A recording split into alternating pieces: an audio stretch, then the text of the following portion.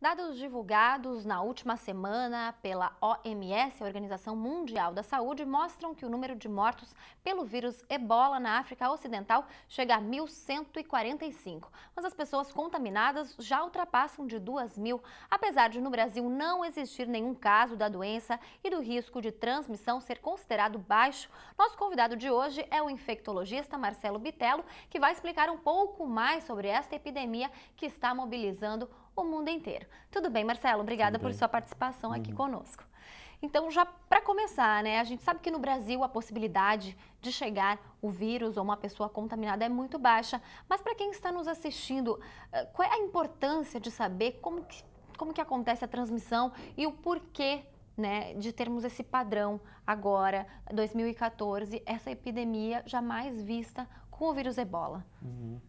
Acontece que o Ebola, ele é uma zoonose, né? Ele é transmitido só a partir do contato da pessoa, né, com uma pessoa infectada, um animal infectado com o vírus, né? E como tem que ter o contato próximo, então a transmissão tem que haver esse contato, né? Ele não é transmitido através do ar, né, como o vírus influenza, como no caso da gripe, né? Que uma pessoa tossindo numa sala ou dentro de um avião pode acabar infectando várias pessoas, né? E o Ebola, por causa dessa característica dele, que tem que ter o contato próximo, né, para a pessoa se infectar, né?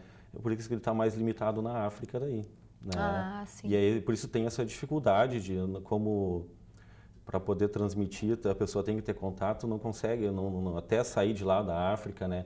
E além de ser um país pobre, tem pouco turismo para aquela região, né? Ele é uma doença que inicialmente é limitado às aldeias da África, né? Que causam alguns surtos dentro dessas aldeias, né?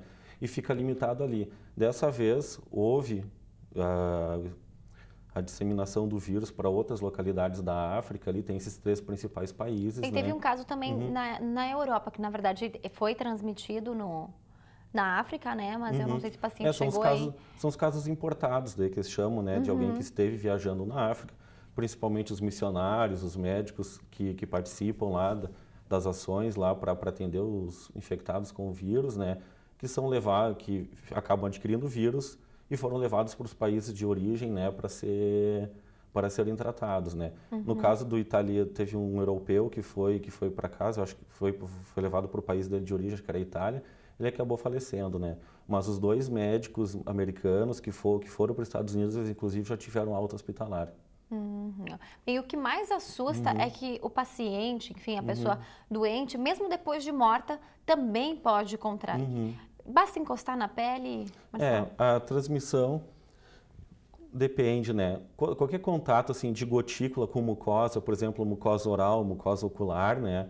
Uma pessoa sadia pode contrair o vírus, né? Ou seja, basta encostar. Tipo assim, alguém que se vai tossir uma gotícula da pessoa que está doente com o vírus, né? E ela pegar numa mucosa, como no olho ou na própria boca, né? A pessoa vai contrair o vírus. O contato pele com pele vai depender, se a pessoa tem a pele íntegra, ela não vai contrair o vírus, né? Mas agora, se tem qualquer ferimento, qualquer porta de entrada, o contato com o suor de uma pessoa doente pode transmitir o vírus. E por isso da questão dos mortos, né, quando uma pessoa vem a falecer por Ebola, né, tem todos uns cuidados que tem que ter, a pessoa tem que ser ensacada, tem que ser higienizado, né, e não pode ter contato com o morto porque a secreção do morto, se a pessoa não tiver com a pele íntegra, pode acabar se infectando pelo vírus. Bem, e esse vírus, até como a gente comentou, então, é transmitido através, claro, tem todas essas questões, mas inicialmente foi o animal. É Sim. isso? E aí eu queria que você falasse um pouquinho, são animais dessa região mesmo, mais da África Ocidental, podem ser também encontrados? São mamíferos, né, como o morcego, o macaco, né, na África lá, que são reservatórios do vírus, né, e como lá o pessoal, os africanos lá têm alguns costumes de ingerir animais vivos, alguns rituais que eles fazem, né?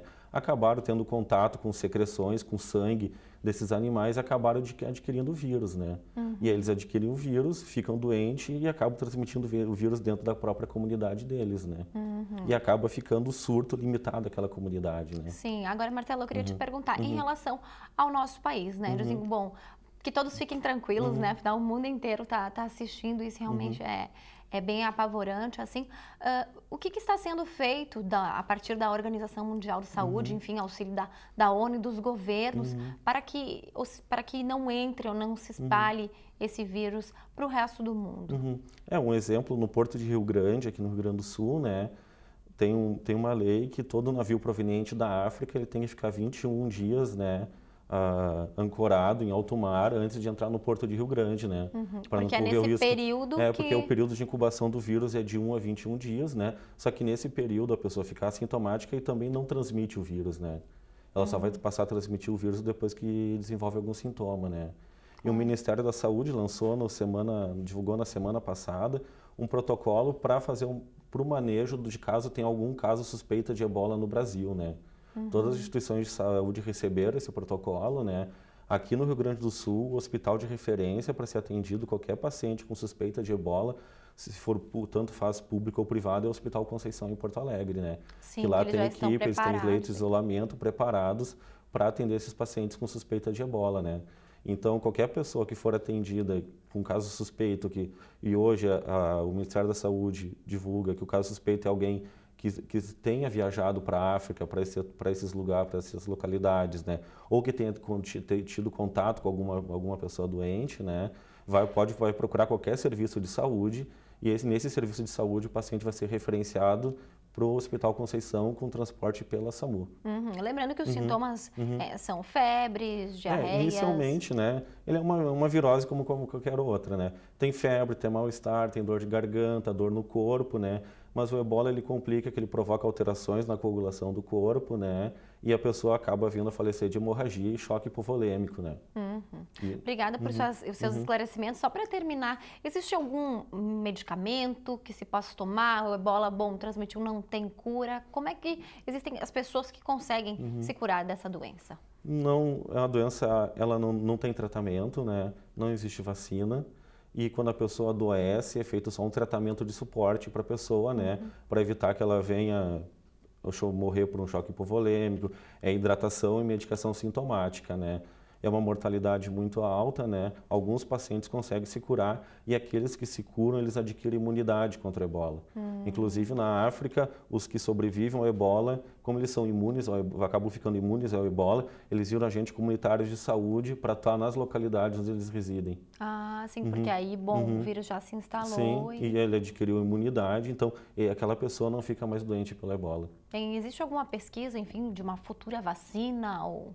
Sim, tem drogas experimentais, nesses americanos foi usado droga experimental, né, para o tratamento do ebola, mas que até agora não tem nada aprovado, né? Não tem um resultado. Não. Tá certo, obrigada pelos esclarecimentos e uma ótima noite para você. Igualmente.